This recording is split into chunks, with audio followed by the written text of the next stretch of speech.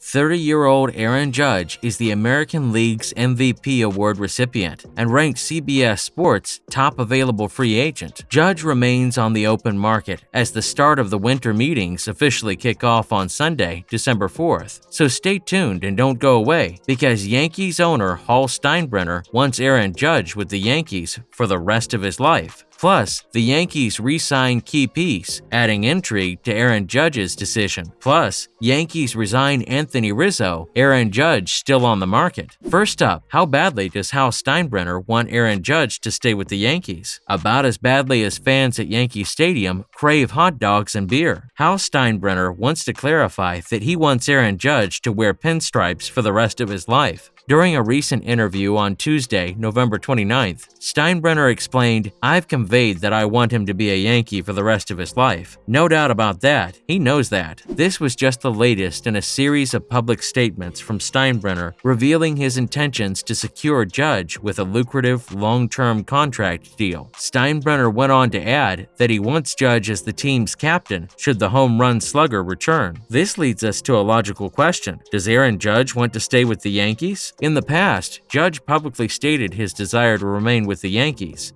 and Steinbrenner feels this is still the case. Before opening day this season, Judge turned down an offer from the Yankees that would have guaranteed him a $213.5 million payday from 2023 to 2029, and he went on to have the very best season of his career. Judge hit 62 home runs, an American League record. He'll likely get MVP honors, and he's secured a spot as the #1 top free agent. Whether or not Judge remains a Yankee is all up to him. Steinbrenner added, "The rest is up to him and his family and where they want to go from here. But we're going to do what we can, I assure you. If the Yankees have to spend more than $213.5 million on securing Judge, they'll do it. It's a small price to pay for a home run machine." Next, did the Yankees re-sign All-Star first baseman Anthony Rizzo? You bet. The Yankees re-signed Rizzo in a 2-year deal and will be forking over $34 million and a third-year club option. If the Yankees fail to exercise the club option in 2025, Rizzo will find himself with a $6 million buyout. So, we're talking about a $40 million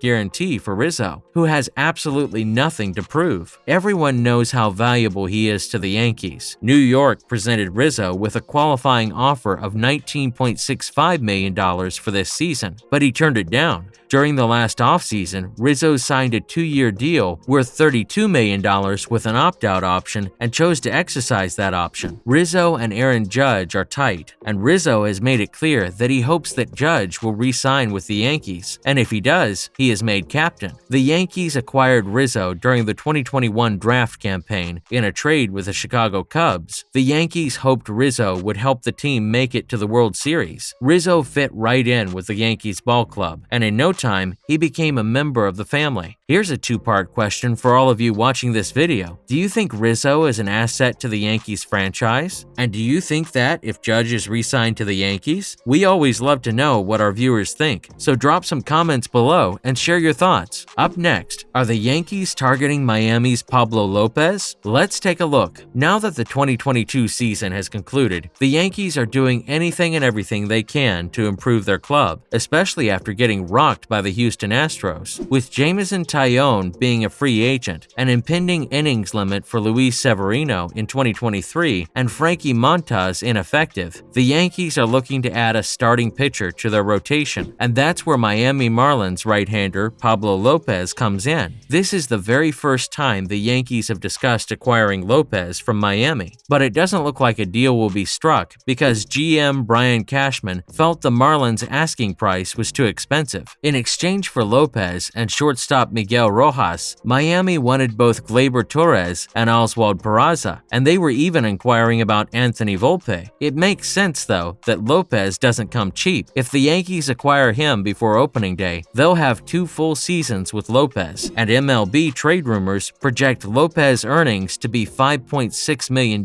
this season alone, and not to mention his second arbitration-eligible campaign. Lopez will be in his final season of arbitration when 2024 rolls around, and when that happens, his costs probably won't increase all that much. Lopez started 32 games for Miami and pitched 180 innings. Stay tuned and don't disappear because we're about to bring you the latest MLB news. Next up, which longtime MLB outfielder has high praise for one of Los Angeles Angels' two-way superstars? You're about to find out. Shohei Ohtani has finally won a well-deserved award for his extraordinary 2022 season. On Monday, November 28th, Ohtani was named the 2022 Edgar Martinez Outstanding Designated Hitter Award winner, even beating Houston Astros slugger Yordan Alvarez for the highly coveted award. Ask anyone in MLB circles and they'll agree that in 2022, nobody deserved the award more than Ohtani. The Japanese slugger hit .273 in 2022 with 34 home runs and 95 RBIs. He also hit 30 doubles and 6 triples, scored 90 runs, and stole 11 bases. In other words, Ohtani accomplished everything a player could accomplish in 2022. During an interview, veteran MLB outfielder Cameron Maybin has high praise for Ohtani and said he can do everything. He is an absolute unicorn. It's going to be hard to take this award from him year in and year out. Maybin has played in the MLB for 15 seasons, and he recently had a conversation with Ohtani's fellow teammates Justin Upton and Dexter Fowler. Maybin recalled Upton and Fowler's feelings about Ohtani and said those two guys called Ohtani the best player on the field every day. That's saying something considering Ohtani shares the field with Mike Trout. Ohtani may not have won the MLB's biggest and most prestigious award, but he's only 28. Give him time. Up next, are the Mets gathering intel on top free agent pitchers? Absolutely. New York Mets fans are waiting for their team to choose one of the top 3 free agent pitchers on the market. The Mets are gathering intel as they try to decide whether or not they'll dish out serious cash for a deal with one of the top starting pitchers on the free agent market. The Mets are keeping a close eye on the 3 options: Jacob deGrom, Justin Verlander, and Carlos Rodon. The Mets are probably looking to ink a deal with one of these 3 pitchers to link them with Max Scherzer atop the rotation. The Mets know what it's like to have Scherzer and deGrom atop the rotation, but last season, the pair weren't healthy at the same time, which caused some issues. After signing a massive contract last offseason, Scherzer pitched 23 games for the Mets. deGrom was less reliable and pitched 11 games as he struggled with injuries. As a free agent, teams will have to decide whether or not deGrom's dominance is worth the high price tag because he has a lengthy history of injuries. For now, let's put it to you. Of the 3 free agent pitcher options the Mets are looking at, Jacob deGrom, Justin Verlander, and Carlos Rodon, which do you think offers the Mets the most bang for their buck? Finally, what can we expect from the Toronto Blue Jays during winter meetings? The Blue Jays will head to winter meetings in San Diego next week, and they crafted a deal to send Teoscar Hernandez to the Mariners for reliever Eric Swanson and pitching prospect Adam Macko. This solved a big problem for the Jays by bringing in Swanson as an elite option on the back end of their bullpen with Jordan Romano, but they were forced to pay top dollar. The Blue Jays need to add in several areas of their roster, and the area at the top of the list, much like we saw with the New York Mets, is starting pitching. Behind Alek Manoah, Kevin Gausman, and Jose Berrios, the Jays need a bona fide MLB starter to round out their pitching rotation. If the Jays could lock in 2 starting pitchers, that would be even better. Yusei Kikuchi and Mitch White are top options, but they provide depth to their rotation like Ross Stripling did during his time with Toronto. In addition to hunting for some elite-level starting pitchers, the Jays are also hoping to add a solid lefty bat to complete this lineup and fill the void left by Hernandez's departure. They've got Danny Jansen, Alejandro Kirk, and Gabriel Moreno in their sights, and these 3 need no instruction. The world knows they're amazing catchers. Jansen, a 27-year-old veteran with 2 years of control remaining, is likely their best candidate. That's a wrap for today's video. Thank you for watching. Don't forget to hit that like button and subscribe to our channel.